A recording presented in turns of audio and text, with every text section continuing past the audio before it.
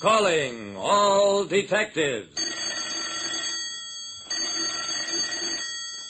When a stock market analyst called a market trend wrong, what it cost him was his own life. That is the situation on this page from my casebook. The casebook of Jerry Browning, private detective.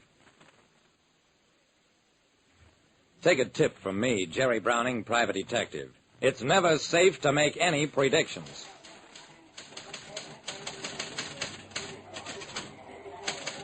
The stock ticker at one corner of the office was rapping out a combination of letters and numbers. But John Pettigrew, the stock market analyst, didn't hear it because he was dead. His body lay slumped over the desk. His hand, dangling over the side of his chair, still held the gun. While the homicide squad men went through their routine movements, I talked with pink-cheeked, white-haired Harold McCormick, head of the Securities Exchange Board.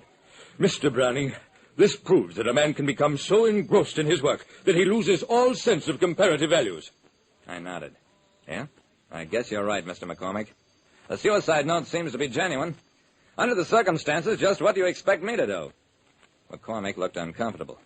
Don't misunderstand me, Mr. Browning. I'm sure Pettigrew killed himself because the market analysis he sent out to his subscribing clients proved completely inaccurate. However, I would like to know why he made so complete a mistake. I kept staring at the stock ticker, which had stopped working altogether. This thing hasn't been working much. I suppose that means a dull market session. Yes, it does. The market is sluggish and off a bit, instead of being very active and sharply up. It's the first time in 3 years that Pettigrew has failed to predict a major trend accurately. And as you read from his suicide note, it preyed on his mind to the point where he took his own life. I turned my back on the stock ticker. I'll accept the case, Mr. McCormick, but I'll warn you, I don't believe a man would kill himself over one error of judgment in 3 years. A well-known stock market analyst appeared to have taken his own life because a report he sent out was wrong. There was nothing I could do in Pettigrew's office while the police were working there, so I went on down to the Securities Exchange floor. It didn't take an expert to realize that there wasn't much of anything doing at the moment, but about 10 minutes later, several newcomers came onto the floor. And minutes after that, for no reason that I could see, the whole floor suddenly came to life. Men were shouting across the room to one another, wig-wagging signals and dashing about wildly. Alongside of me, Harold McCormick, head of the Securities Exchange Board, shouted into my ear, "This is astounding. The bull market has arrived only 48 hours after Pettigrew predicted that it would."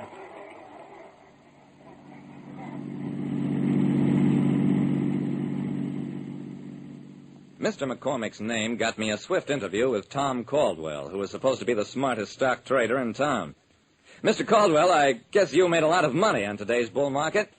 Would you mind giving me some idea of how you figured out that a price rise was in the offing? Caldwell leaned back in his chair and laughed. Simple, Browning, very simple. I pay John Pettigrew $1,500 a year for his market analysis service, and I have implicit faith in him. He predicted this rise, and I merely rolled with the tide. I sighed.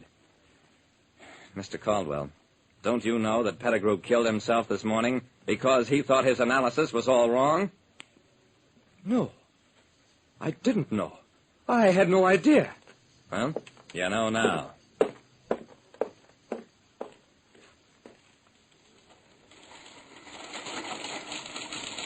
Shrewd, cynical Joe Morton is the financial editor of the Daily Sentinel.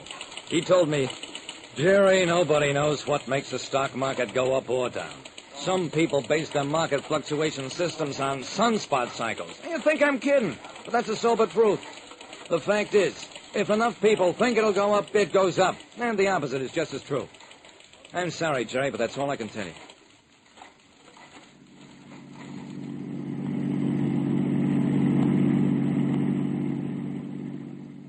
I spent what was left of the day interviewing half a dozen or so market analysts. And the gist of what they told me was, Obviously, sir, the market will go up when it doesn't go down, or stabilize within tight limits. My prediction for this month was optimistic, with cautious overtones, and suggested that after a necessary readjustment period, changes might be anticipated in one direction or another. in other words, you didn't come right out and predict a sharp market increase the way Pettigrew did. Well, no, I didn't. Nobody did, except Pettigrew.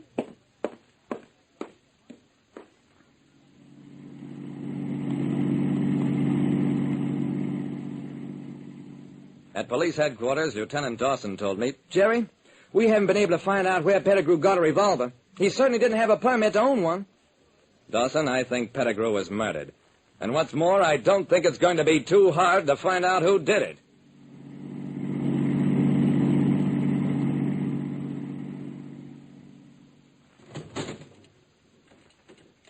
Mr. McCormick, the head of the Securities Exchange Board, looked unhappy as the police accountants began working their way through the list of the day's stock transactions. This is very irregular. I only consented to meet you gentlemen here in the interests of justice, and I trust you realize the very highly confidential nature of these records. Don't worry, Mr. McCormick. The only person we're after is a murderer. Dawson came over to me. We got all the figures, Jerry. You were right. I turned to McCormick. I'm sorry, sir, but I'll have to ask you to come with us.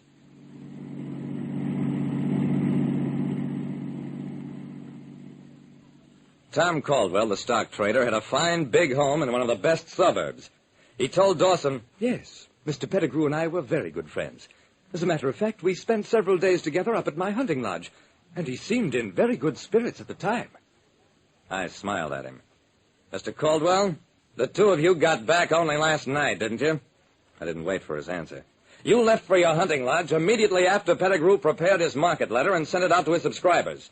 Since you didn't return until last night, it was not until this morning that Pettigrew learned what was in his letter. Caldwell turned pale. I don't understand you, Mr. Browning. Since Pettigrew wrote his own letter, he obviously knew its contents. I shook my head. Not this time he didn't. Because the letter that went out was not the letter he wrote. Pettigrew let no one see his letters in advance, lest any news of his predictions leak out.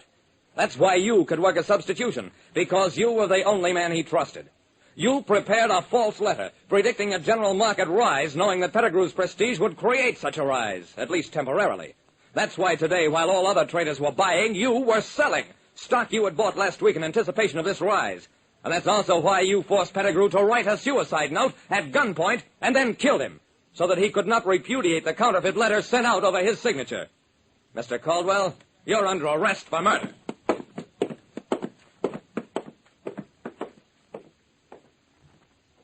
We had to pile up a lot of evidence to make him do it. But finally, Caldwell did confess.